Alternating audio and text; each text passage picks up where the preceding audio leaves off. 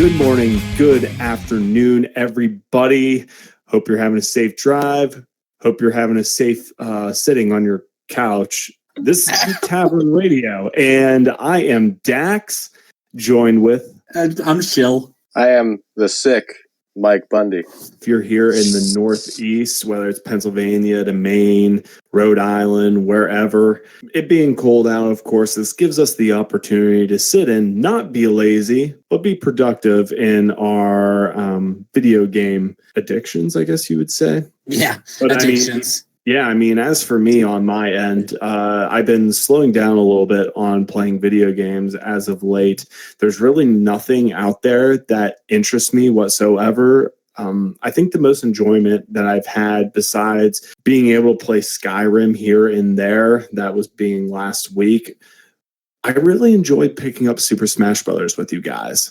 Especially since that was my first time playing it on the Wii U console, this being Smash 4, everybody. But we got to play, what was it, 5 or 6 players? I think 6. Yeah, I think we did 6.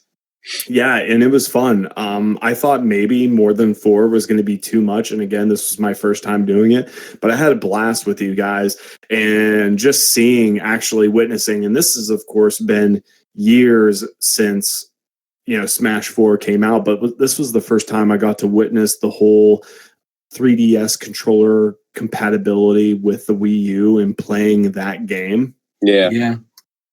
It was awesome. It was absolutely fun. I think we played about 10 rounds, and of course, it being fun, but it was pretty competitive as well. So it was good to actually get in, some competitive games with you guys. Oh yeah. I thoroughly enjoy playing Smash, and I'll play any of the versions, that I can get my hands on. I'm incredibly excited to see what the new one is like, and I'm confident at this point that it is going to be a new Smash Brothers. The more I hear about it, the more I hear people talk about it, I'm totally leading with you on the fact that it's going to be a new one. Right. And like I said, I'd be totally comfortable with the port, but it's not looking like it's going to be that.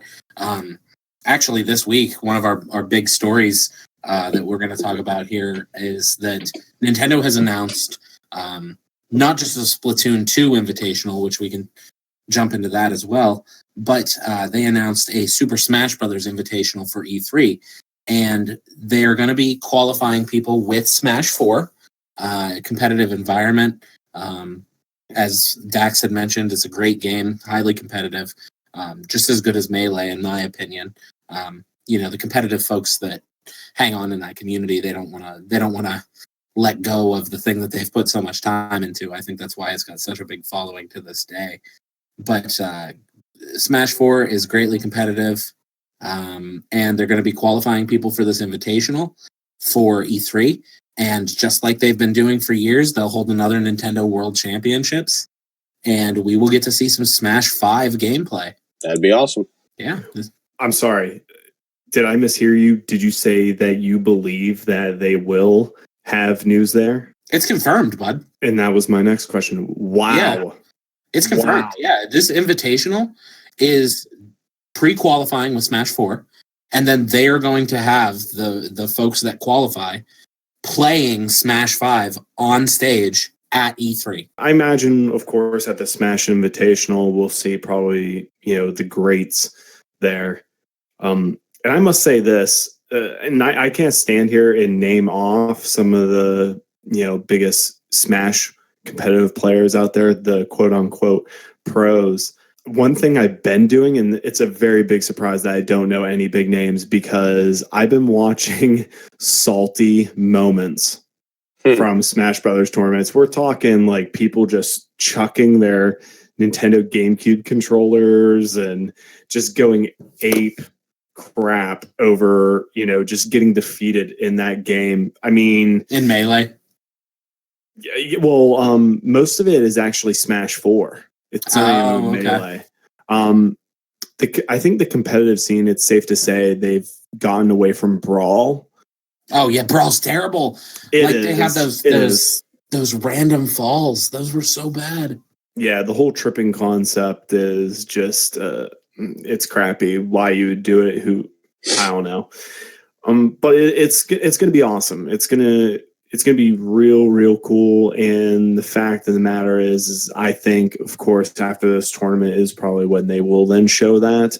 They'll show the new Smash and maybe give these pro players, people who've devoted their life and try to put the whole fact that the Smash Brothers, the name itself, should be put up on an esports pedestal. I agree. I mean, I'm not going to discredit it, but Smash Brothers, of course, is not like League of Legends. It's not, it's not, I guess, up to that caliber, but it definitely should be, for a fighting game. I mean, there is big competitive tournaments out there, especially out on the West Coast. But again, it's just not one of these games. And I think this is the game. I think this is the opportunity because of how big and how great the success of the Nintendo Switch is and this next game coming out. I really think Nintendo is actually going to take this Smash Invitational at E3, take the new game, and really push it to that esport pedestal. Yep. Your guys' comments, your guys' That's it. That's all I got, man. I'm totally on board. Like I said, the World Championships, they're gonna show full gameplay of the game that we're gonna get to watch these players duke it out live on stage. Just like they revealed Mario Maker for the first time, just like they revealed Splatoon for the first time. It's been a great way for Nintendo to introduce new games and have folks compete against each other. It's truly amazing to see what people can do with these new games that are coming out. Yeah, I can't wait. I can't wait for E3, honestly. Yeah. When is that date again? Is it in June? So the Nintendo World Championships are going to be the 11th and 12th, and they'll show off Smash Brothers. They'll do their invitational thing, and then they'll have some of the best players from around the world playing Splatoon 2.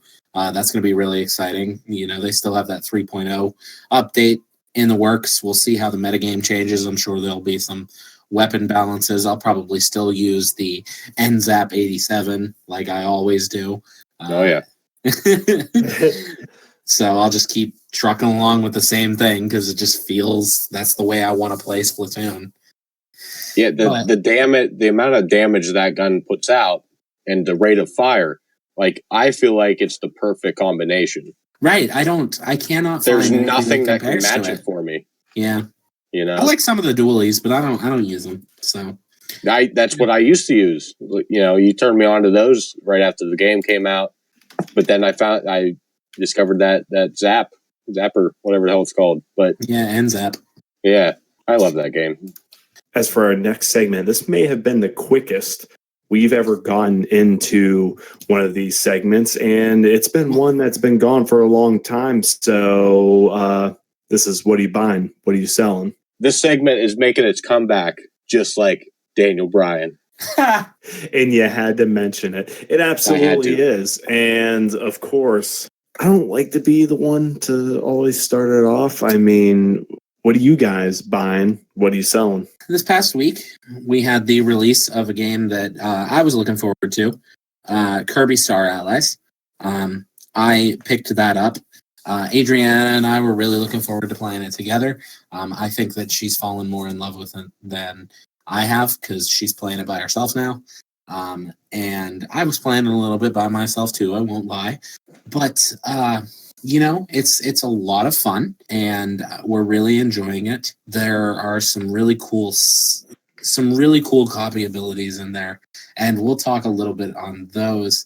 But I know that somebody else picked it up as well. Yes. So I wasn't quite as sold on it, but something inside of me was like, hey, you know what? You should buy this. So I bought it. In fact, I had Dax here pick it up for me. My story with it is me and Tiff actually played it with each other the whole way through. I didn't play without her. She didn't play without me. Mm-hmm. We actually, just before we started recording, beat the story mode. So I'll keep spoilers out of it. I thought it was pretty epic. The end fight is really, really good. And there's actually like a mini game that you don't play until that part. Oh, so, really? Yeah, like there's a different fight style, I guess you could say. I really enjoyed that. So when that comes up, that'll be cool. Give me a call. Yeah, we'll have to talk. Yeah. So, I don't know where you want to start with this game, but it's been it's been tremendously fun for me. Well, so I'll talk a little bit about what I like about the game entirely. The copy abilities make it feel like a little bit more fast-paced beat 'em up style when a lot of enemies come into effect. And then those little puzzles, which are easy but sometimes unexpected, right? Like I ran into a couple where at the end of the level I needed something from the beginning, right? Like one of the allies that you can make is his name's Bonkers, right? He's a big gorilla with a hammer. That's where Kirby gets his hammer ability in Super Smash Brothers from this character, and the copy ability that he takes from him. And he's been. I wonder if you're going to say the level that Tiff and I had to do several times. But I'm not sure. I don't remember the name of the level. Oh but it's way at the end of the level. There's this little thing that you have to hit the hammer with, and it opens it up and it brings you to one of the switches where you can unlock a new level, or it's a puzzle piece. I'm not 100% sure, but I sat back and I'm like, man, this is aggravating that I have to redo this because I killed him at the beginning. And it was just one of those little things where, it added an element of replayability, but not something that was game-quittingly frustrating. Right. Yeah. Was it the level where at the end you had to drain the water with the hammer? Yes. Yeah. And that was the only way to do that, and I had accumulated every other piece that I needed for that puzzle, but I didn't have him, and so nothing else mattered. So listen to how it happened for me. Me as Kirby, I had consumed the guy with the hammer, and like right before you go into the door to get to that part where you need him, I literally just out of nowhere lost the ability. Oh yeah, sometimes when you get hit really hard, the ability flies out. Yeah, but it didn't like come back to be consumable again. Like sometimes it'll bounce around the stage or whatever. Right. Like it just vanished. So I was super mad, and I'm like, oh my god, now we have to do this level again, which it's not really that big of a deal, but and I found out that each time you do a level, like you in these worlds, as you know, you collect the big puzzle pieces that unlocks the pink locked puzzle piece for all the pictures. It's very Street Pass. I found out recently that HAL Laboratory is actually the company that developed all the Street Pass games. Yeah. And I'm starting to see that in the way that they're incorporating those into Kirby. I love collecting them. I think it's awesome, actually. And I found out, like, if you go back to the level and go back to where you found that big puzzle piece, if you collect it again, you get 3 regular puzzle pieces. Oh, wow, that's neat. Yeah. So if you ever have to do a level again, make sure you do that just to get more puzzle. But right. So I discovered that along with doing that level again, because I think that's the first one where we had to actually do it over again. Yeah, and it's relatively early too. I think that's in the second world. Yeah. So since you brought up worlds, let's talk about that. I don't know how much you know, so sorry, I guess if this is a spoiler. But there's 4 worlds. Okay, so I'm in the last one. Yeah. That 4th world has so many levels in it. Yes. Yeah. So many levels in it. I'll have to check how many hours we have into the game. Because we've only played the story, so whatever I'm at right now is how long it took. To beat it. I have to say, I've heard people saying between 6 and 8 hours to beat the story, and then there's tons of time in the mini games because you can play the mini games with friends like no other. But I have to say that throughout the whole thing, the levels with the bosses, right? They're not super challenging bosses. No, but fun to fight. Oh, it's so fun. Yeah, they're so fun to fight. I found a way that makes them significantly difficult, like much more difficult. Mm-hmm. If you don't have a copy ability and you go about it by just absorbing the stars and then shooting them at the bosses, oh my goodness, does that make those fights hard? So yeah, that's probably going to be a version of speedrunning for this game, is to not do any copy abilities. Right. So that'll be interesting to see. But the bosses are fantastic. They are. Tiff really likes the ones where you can consume them after. Mm-hmm. There's that one like mini bosses in the world. Yeah, like there's that beetle that you can consume after you beat them. Mm-hmm. She really likes being that guy because you can use I forget what kind of beetle it's called, but it's the one with like the clamp horns. Yeah. So you can like grab bad guys and like throw them around or whatever. Yeah, it's really funny. Yeah, and that's what makes this game. That's what makes this game what it is, right? Mm-hmm. Like Dax, I know that you were not engaged in this at all when the demo came out, but the game is really made by those copy abilities. The demo, like our good friend Corey that we've had on here before, he was live streaming it, and one thing he said during the live stream, is the demo does not do it justice. It doesn't. When one of us finishes it and we're done with it, we should let Dax borrow it just so that he can experience the full game.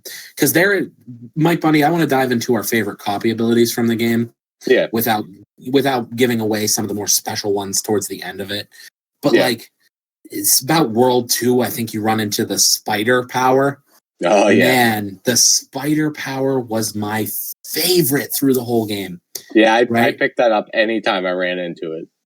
And so you're basically Kirby Spider-Man, right? Yep. So like you can throw these webs and it turns enemies into web balls. And then you can run into them and kick them around the screen. They bounce, so it kills more enemies if it hits them. Or you can grab them with Y and like slam them, like do a body slam. And it's just hilarious to watch. Yep. Right. So it reminded me of Doom, where you do the glory kills for no reason other than to do just the glory kills. So there was no reason for me to slam these enemies around, but I did it just to do it. Yeah. I'm trying to think, like, I don't know if that was my favorite, but which one did I always pick up? I honestly use the sword. It's the first one you run across, I believe. I just like the way you can attack with the sword. It's not long distance attack, but it's not super close range. The one where you have the broom is pretty interesting. That all of those were throwbacks to abilities from Superstar. Okay. Yeah, but, those were all throwback abilities, and you could absorb them throughout that game. And there was actually a cat that you could like team up with. Mm-hmm. And it would be at your discretion at all times. And that's where that like cat riding on the surfboard thing comes from. Okay. That's straight out of Superstar. But when you, the broom's cool too. Like the mechanics that you use with it, like you kind of brush them into the air. But my favorite part about that is when you hold up, you have a vacuum out of nowhere because it goes with cleaning, I guess. And you can suck up all your buddies and you just shoot them, across the screen. Right. And it's hilarious to watch. I don't know why it's so funny, but it's hilarious. Yeah, this game, I think the reason that it scored so high on some of the more popular publications is that it's just fun to play. Right. It's not a deep platformer, it's not a deep challenge. But it's just you're not going to sit so there. Much fun. You're not going to sit there and have to grind at these levels. Yeah. Like Mario, you die quite often when you're trying to figure out a level or a part of a level. This one, it's pretty straightforward. honestly had the most difficult time with this game at the end with that boss fight, which again we won't get into just because Shill has not finished it. But right. Yeah, but it was enough difficulty, for me, and especially for Tiff, which she's not the biggest video game player, so any more challenging, she probably would have got mad, put it down, and be like, whatever. But she died a couple times, and there's that nice revive feature. You get half your health back. So yeah, I mean, I even died a couple times. She had to revive me, which with Kirby, you only got like 5 seconds to do it. That's kind of, I don't know, kind of a short period of time. But like, you just want a good time, a good game to sit down and like Tiff and I, she works 7 to 4 every day. I've been working the 10 to 7. So like, we only have a couple hours before she goes to bed or whatever, but we've been using it all week to play this game. Mm-hmm. So it's just nice to turn it on, play a couple levels, and not really think about what you're doing too much. It's just a good time to sit down and experience a game together. Yep. That's my tangent for that. I don't know where that came from. I'm glad we talked that out. That was a game that we shared together that we both had purchased. I mean, we're going to have to sit down and do 4-player together. I think it'd be quite interesting. I agree. And when that happens, I definitely want to be there. And I just want to touch base real quick. And I think you explained it real well, both of you, but especially what you said, Shill, about it not being a deep platformer. Yep. And of course, if anyone remembers from a couple weeks ago, previous week, I did make the comment that I did not enjoy the demo. And again, it doesn't do it justice. I know, and again, this me being a little bit too hard-headed, I guess, because again, I don't have the full game. I didn't experience it, but I did make the comments about how I just assumed I'm definitely not going to enjoy this game. But you know what? Whenever you guys are able to lend it, I'd like to give that game an opportunity to change my mind. But I think the game where they will capitalize on, where it is going to be a deeper platformer, is going to be when that Yoshi game comes out. They haven't talked about that lately. Yeah, they haven't. And we'll see what happens with it. I'm interested, but I'm not excited. I love Woolly World. Like, I just hope it kind of plays like that. I mean, I don't want it to be an identical game that's just not wool, but it's in the same art style as Woolly World. Yeah. So, but I think it's going to play a little bit more like some of the classic Yoshi games. Yeah, I hope they get the right balance between old and new with that. I agree. Yeah, they definitely will. Well, since you guys went on your love for what you're buying, what are you guys selling? Oh, I'm not done with buying. I bought another game. Oh, I've bought many games. It's not even funny. That's what we were saying when we started. That this was going to take up the bulk of the podcast. Yeah, folks, they were not exaggerating by any degree whatsoever. No, not at all. So we can trade off. We can trade off if you want. Yeah, I'll go first. So I'm going to branch off that deep platformer tangent and talk about something that I just picked up recently. I bought into the puzzle platformer Celeste. And man, oh man, if we're talking alternate end of the spectrum with difficulty, Dax, that is the game that you should go for. Yeah. Like, is it that game? Is it as hard as Super Meat Boy? I've never played Super Meat Boy. Neither Super have I. Meat Boy, so it's too difficult. It's too difficult. Celeste is not too difficult. It's difficult, but it's so much fun. Right? It has a death counter on it. Yep. And it's not it's a gimmicky thing. It's not because, oh man, you're going to spend so much time dying. It's because, oh yeah, well, here are these there are these strawberries that are hidden in all of the levels, and there are X amount of them in each portion of the level, and getting them is slightly difficult. So you've got to be precise, hence the name Precision Platform. So to get these things, you got to be super precise, super accurate, and I haven't even beaten the game yet. Me neither. And I am at 650 deaths.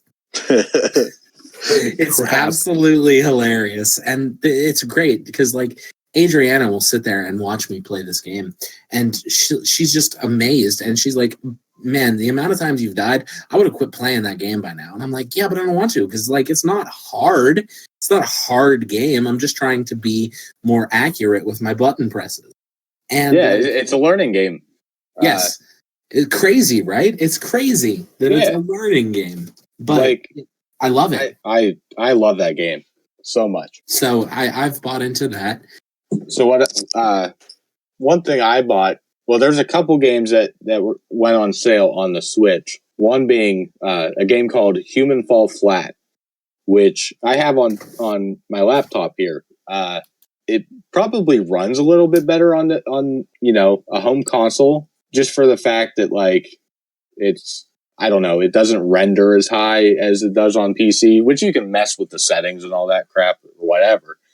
But it was only $7, and it's going to be a good, sit down with your friend, have a laugh with it. It's open sandbox, it's like a puzzle thing. You got to figure out how to get through the worlds. I don't know how to describe it other than that. Look it up. It's hilarious how your character moves. Like, you got to grab ledges with your arms. One of my recent finds, actually, was Soul Calibur 2 on the Nintendo GameCube. I have not popped it in yet, but I just bought it because you can play as Link. And I like Soul Calibur, so that'll be fun. So, here's one that I didn't know if anybody else was going to buy into, so I was like, screw it, I'm going to do it. I picked up Detective Pikachu. What? I don't know how I feel about this. I wanted so desperately to have Danny DeVito do the voice for Detective Pikachu, and I don't think I can get in. I don't think I can get on board. Isn't he voiced by Matthew McConaughey or something like that? I have no idea. I wanted it so much to be Danny DeVito. It would have been perfect. I mean, I agree. Tommy Wiseau. No, like Danny DeVito. There was a petition online that got over 1,000 signatures for Danny DeVito to play the voice of Detective Pikachu.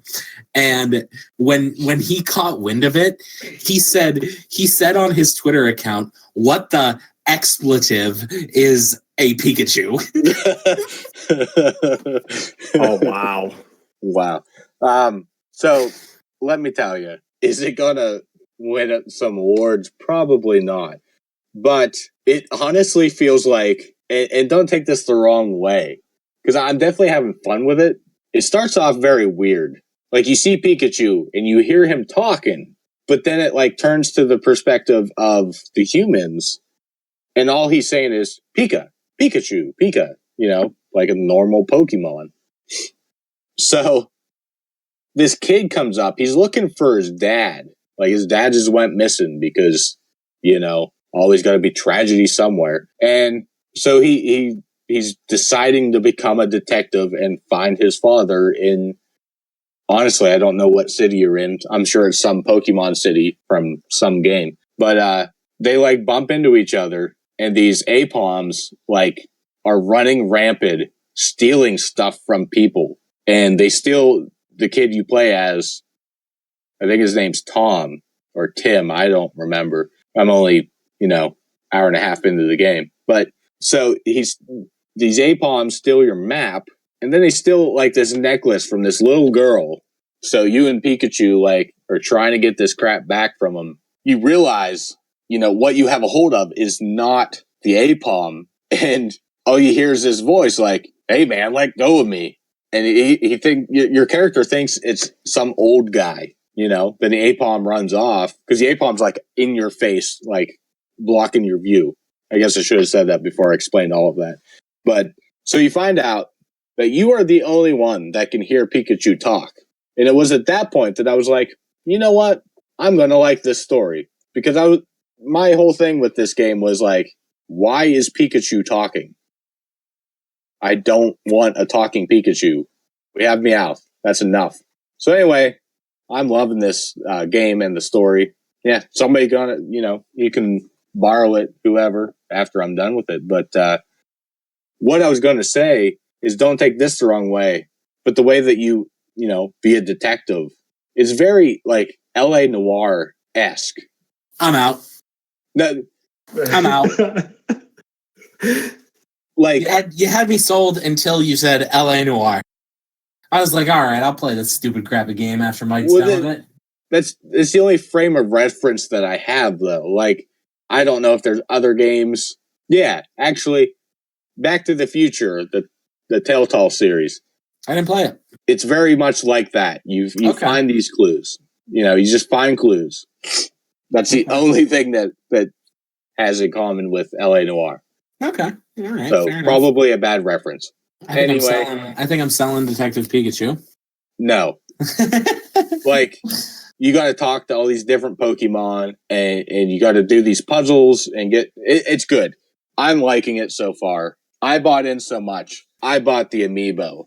I saw. Oh, man. That amiibo, man. Let me tell you about this huge. amiibo. I didn't know. It's big.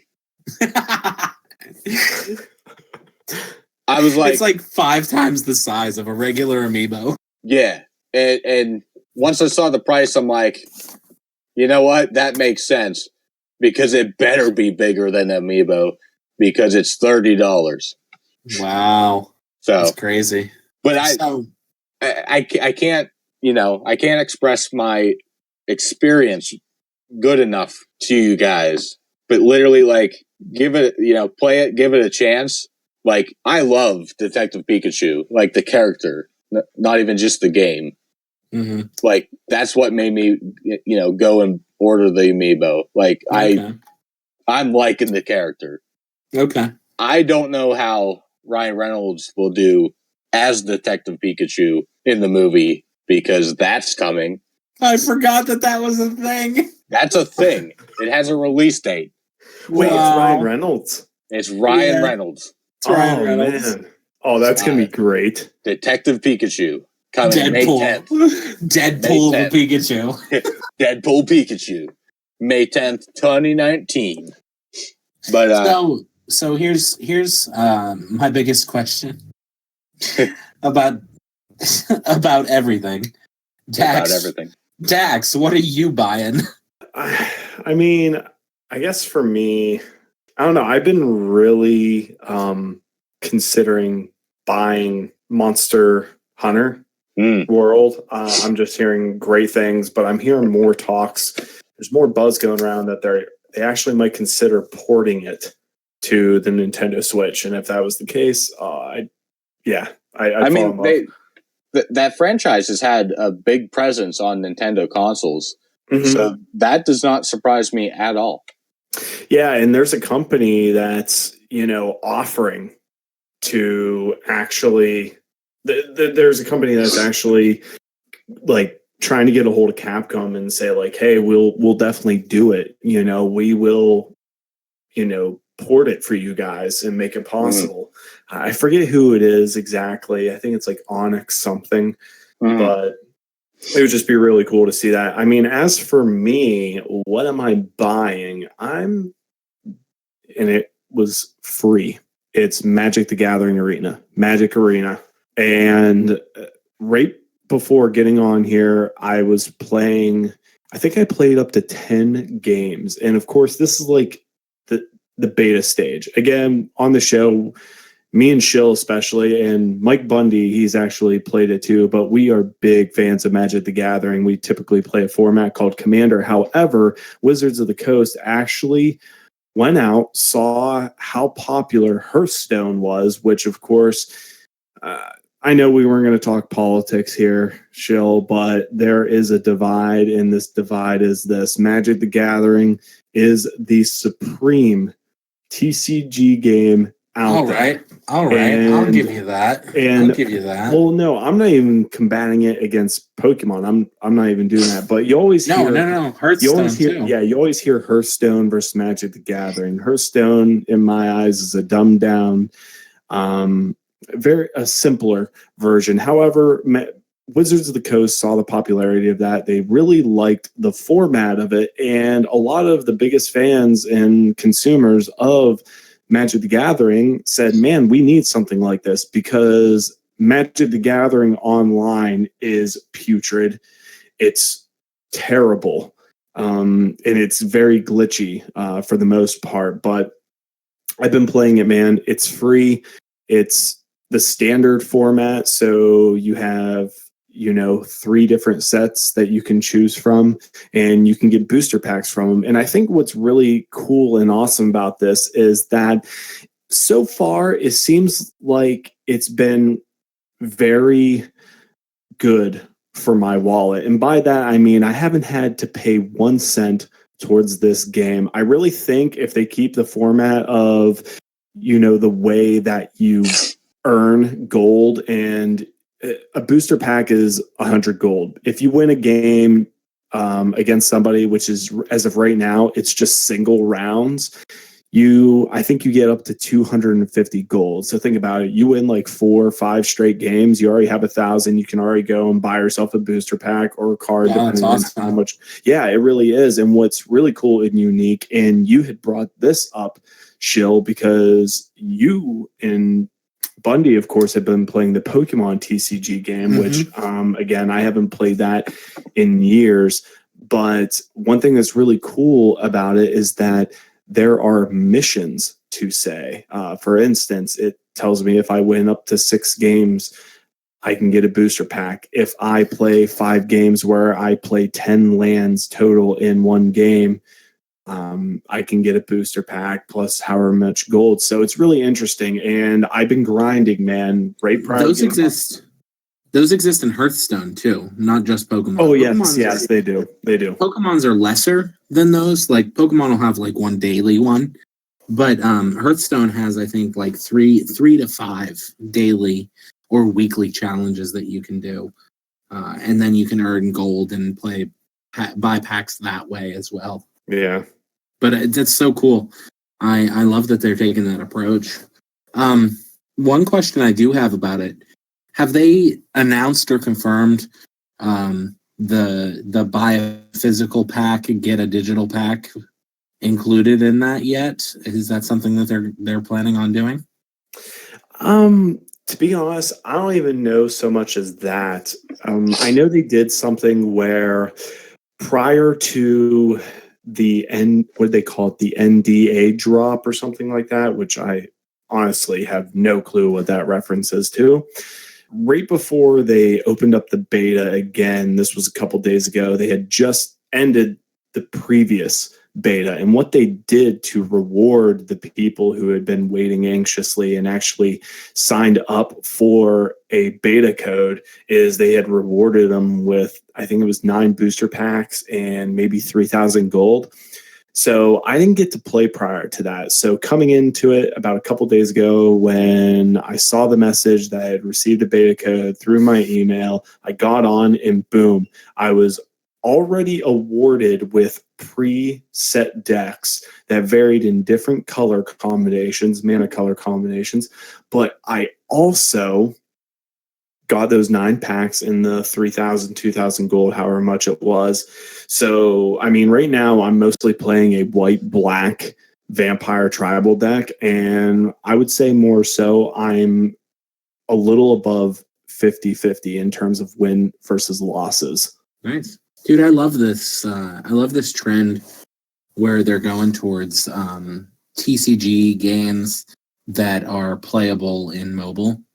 And in digital format, right? Like especially mobile. I love that Hearthstone, I can pick it up and play it on my cell phone.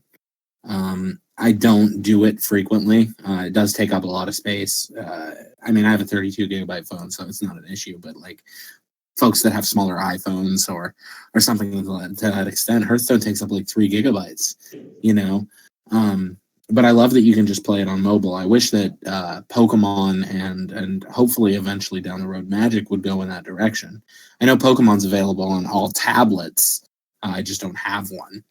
But yeah, man, if Magic takes that approach and goes like the app direction where mobility is key, Like, could you imagine Magic the Gathering on the Nintendo Switch? Or Pokemon, the trading card game on the Nintendo Switch? Like, that's where I'm headed. Like, I want that. Yep. Just link up your Nintendo Switches and battle it out. Yep. Yeah, man. And it makes complete sense. The fact that you can just, again, take it on the go. It's in your hand. Me and you guys can get together and play together right across from each other. It being touch screen compatible, it makes sense one-on-one. And who knows, that might be the big, huge reveal. Because, I mean, we've been hearing rumors about a Pokemon game. So, I mean, as for what I'm buying, again, that's it. It's Magic Arena. And when the full game, I guess, comes out, I'm so looking forward to it. Oh, me too, man. I can't wait to play it with you. Like, I hope that down the road, because I think they're just sticking with standard for now.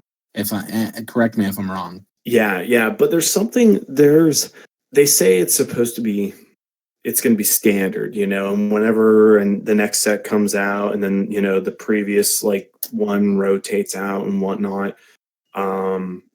It's going to be standard, but there's something that gives me this idea that they actually might incorporate. I won't say modern. I won't say legacy. I think they are going to stick to this so-called the standard constructed format for a while to see how successful it is, and then maybe down the road, maybe from a few years from now, maybe because of its success, I can't even speak, we could see those other formats coming in. However, dude, what when really cool it's really if they release the old sets and incorporate them into the game, and then gave all the players access to all the cards. Oh yeah, I mean, I think that more so would kill off the business for sure. You know what I mean? Man, if they want to introduce players into an older format, I don't know. How do you? But I mean, one of the cool things, and this is what I was getting to, is one thing that's fantastic about this game is how convenient it is. Everything is fleshed out right before your eyes. It's really easy to make your own decks and make your sideboard, which, again, I have not played. I don't think you can play best 2 out of 3. I think it's just singleton games. You know what I mean? Right. But whenever you go to hit play, right once that screen comes up, right before you hit the play button again, 2 windows shows up. It shows the current deck that you have on you, which of course all you have to do is click on that deck, and then if you want to switch it up, you can. But also, it says above that in the other window, it says constructed. Like there's supposed to be a list of different formats there, but of course it kind of just highlight and emphasizes that, of course, this is the only one. And I don't know, it kind of gives me this idea that they're going to incorporate the new format, which Wizards of the Coast just announced, and it's called Brawl. I don't know if you guys heard about this yet, and it seems very, very interesting. And once again, it more so maybe at least on, in cardboard, actual physical cards. Yeah, it might cost you a little bit of money, but it seems like it's going to be one way in which Wizards of the Coast can start getting more and more people to start playing the standard format in a way. And how so? It's because of this new format called Brawl. And I think they're really going to actually eventually put it in this. Brawl essentially is Commander. It's a 60-card deck where you get to choose a legendary creature or a planeswalker as your so-called general. And the other 59 cards are singleton cards. And of course, those cards can only be compromised of the same exact colors as your general. So again, singleton cards, only standard format. I think they're eventually going to put that in there. But that's here or there, and maybe one day we can eventually talk about it and get into that. Right. I would love to just sit down and chat Magic on the podcast sometime. Oh yeah, absolutely. But as for what I'm selling, I'm actually selling a bunch of PS4 games. I'm getting rid of a bunch of games. I'm getting rid of Evolve. I mean, out of all the games, I don't have like this huge library of PS4 games, but Evolve, The Witcher 3, Battlefield 2. I'd buy The Witcher 3 off you. Oh, yeah? Yeah. Everybody at home, it sounds like Mike Bundy just made a deal with me and made a deal with the devil. I don't know about that. But yeah, I'm just going through some games. Mike Bundy, I'll talk to you after about selling the game to you. Okay. But I kept 2 PS4 games, and that was Fallout 4, more so for my wife's gaming pleasures if she ever gets back into playing any games, which probably won't be until Fallout 5 comes out. But also Metal Gear Solid 5, The Phantom Pain. Those are ones I kept. No, Metal Gear Solid 5's like not worth anything. Even though it's, held as a great game. They go for like $8. So yeah, absolutely. But one more topic before we go, guys. It's becoming more and more relevant. Video game movies, and we had spoke about this about a year ago. I want to say it was we probably talked about video game movies during one of our first episodes. I want to say within the first 5 episodes last year around this time on video game movies, and it's becoming more relevant now. I mean, you got Tomb Raider that's out right now, which is getting a mixture of reviews. You got Rampage featuring Dwayne "The Rock" Johnson. What else is out? Coming out, that there's 2 coming out next year that are confirmed. They don't have, they do. There's 3 that have release dates. I'm sorry. We got Dynasty Warriors in 2019. It don't have a specific date yet. I don't know much about Dynasty Warriors. I played a little bit of one of them with my brother. Again, don't know much about that. One that we briefly talked about already, at least in game form, is Detective Pikachu, May 10th, 2019. And I don't know what this is. I don't know if I even want to know what this is, but we got Sonic the Hedgehog, November 15th, 2019. Well, didn't they also talk about how they're making a Mario movie too? Yeah, that's not on this list that I'm looking at, but yes, that is also confirmed. I don't know if that has a year yet, though. Yeah. I just know that that's definitely in the works. Yeah. I mean, out of all the video game movies that we've seen, is there any particular one that you guys thought was a good movie in general and actually paid homage to the game title itself?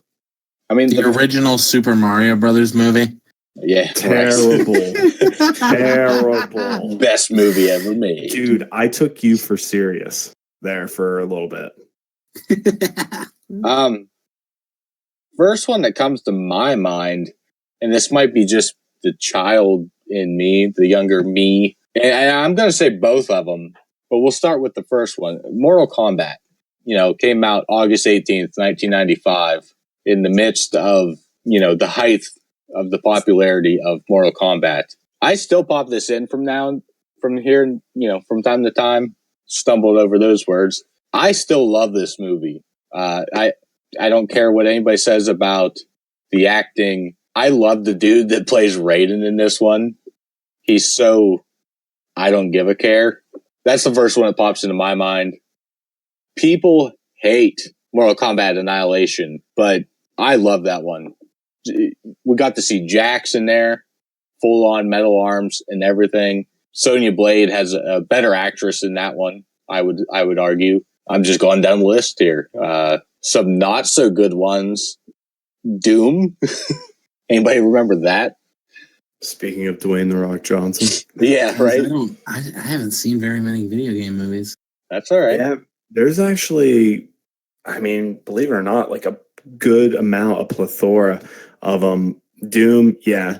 Terrible. A plethora? Yeah. Plethora. I personally what did I say? Plethora. That's my new band. So I like the first 3 because that's all I've seen. I like the first 3 Resident Evil movies. Like, I don't know if they hold up against the games. They don't. Okay. But, like, I don't know much about the games. I only experienced a little bit of 3 with Owen. So, like, as a person that had only seen those movies, I like those movies. Again, like, only the first 3 because I haven't seen any, but past that. Silent Hill, sorry. Silent Hill. I love that movie. So did I. I love that movie. Tiff loves that movie too. Her and I have talked about it several times. I want to say that movie is more so one of the better ones as a movie in general. I would say that's probably within my top 3 of video game movies. I mean, they really, they gave you a good amount of like different creatures, of course, the iconic Pyramid Head. And then eventually the Silent Hill 2 movie came out, which I'd never seen that one. I heard it was a mess compared to the first one.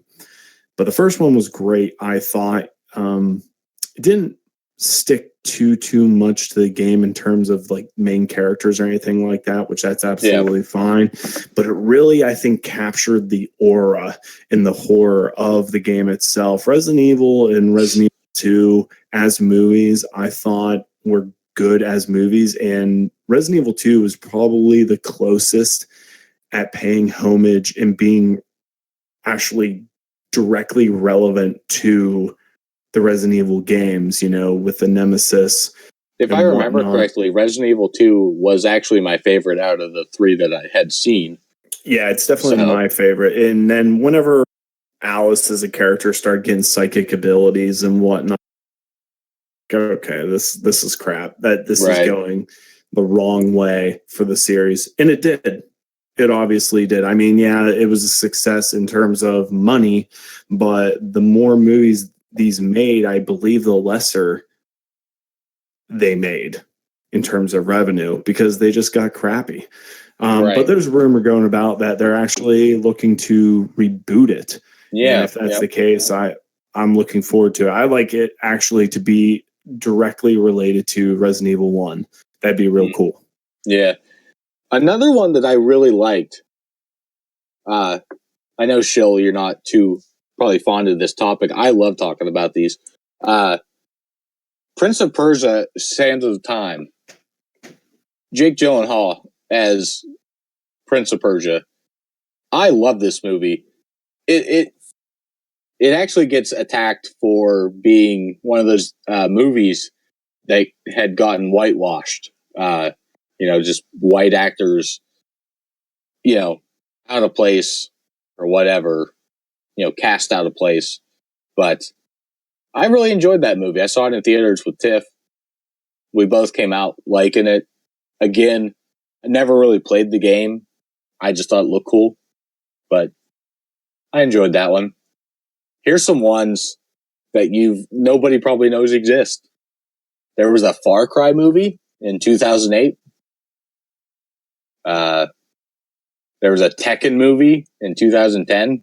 I remember this. Oh, yeah? Terrible. I'm sure they are. There's a Street Fighter movie, too. Yeah. Like, that was relatively... early 90s. Oh, okay. Is that old?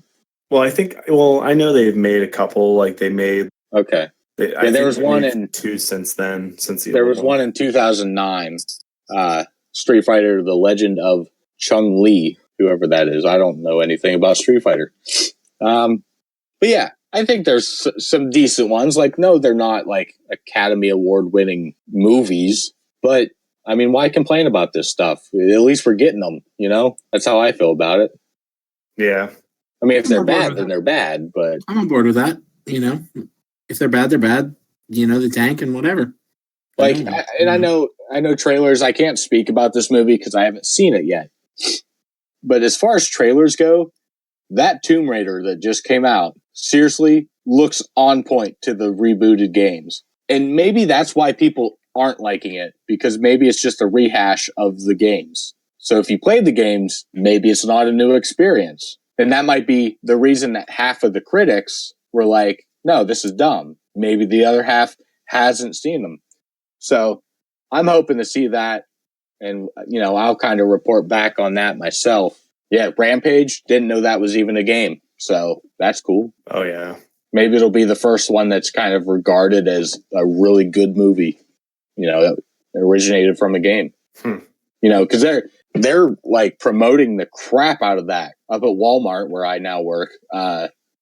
There's a big display of all these like action figures with the big monsters. I don't know much about Rampage. I don't know if they're like mutated or something. I don't know, but pretty much there's some really cool looking toys. So I know they're pushing the heck out of it. So maybe it'll be the first success, we'll call it, in the video game movie world. I'm losing my voice. Hey, who knows? Maybe this movie will finally skyrocket The Rock's career. He's the highest paid actor. I know. It was just me being an ass. Okay. Yeah, he's the highest paid actor for I don't know how many years now. But yeah, I thought that would be a little funny.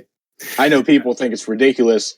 I love his character in the recent Fast and Furious movies. Yeah. I think it's great. Yeah, absolutely. Well, I think the show has finally hit rock bottom. Get it? Get it? But hit rock bottom because I'm losing my voice. It hurts to talk. All right, well then let's wrap it up. Absolutely. Shill, where can they find you? Well, you can always find me on Twitter at Shill_DS. I'm available there to have a conversation. Mike Bundy, where can they find you? Well, they can find me on Twitter at MikeBundy316, on Instagram at MikeBundy316. You can also find me on Twitter, Mike space Bundy. And I'll plug it right now because I just tweeted about it before we started. Join that Discord. Find the link on our Twitter, on our Facebook. Message us. I don't care. Join that Discord. Absolutely. Dax Hastings, where can they find you? On Twitter, you can find me at Dax Hastings. Again, on Twitter, at Dax Hastings. And I think later tonight, it being Saturday night, I think what I'm going to do is I'm actually going to start streaming Magic Arena. So right once I solidify that, I'll let everybody know what my YouTube channel is and whatnot. Anyhow, but yeah, at Dax Hastings. Everybody, thank you very, very much. We are over a year now, I think. Yes, we are. We are over 1 year, and we are just so thrilled that we have been able to have a dedicated audience. We are so thrilled that we are approaching 400 downloads. We are so thrilled. We might even break 400 with this episode. That would be amazing. Yeah. But we are approaching 400 downloads. We are continuing to do this amazing podcast so that we can have an amazing time talking to you guys, our listeners, talking to each other, having fun. It's been a wild ride, and I've just loved doing it so much. For sure. Absolutely. For me personally, it's taken the spot of, it's taken over from my love of music to now my love of podcasting. Absolutely. And we all do. And again, not to, beat a dead horse, but we are very thankful and happy, ecstatic that all of you can hit the download button every single week and enjoy the Geek Tavern Radio. Once again, that is Shill. That is Mike Bundy. I am Dax. And like always, everybody, please go out, press start, and keep on gaming.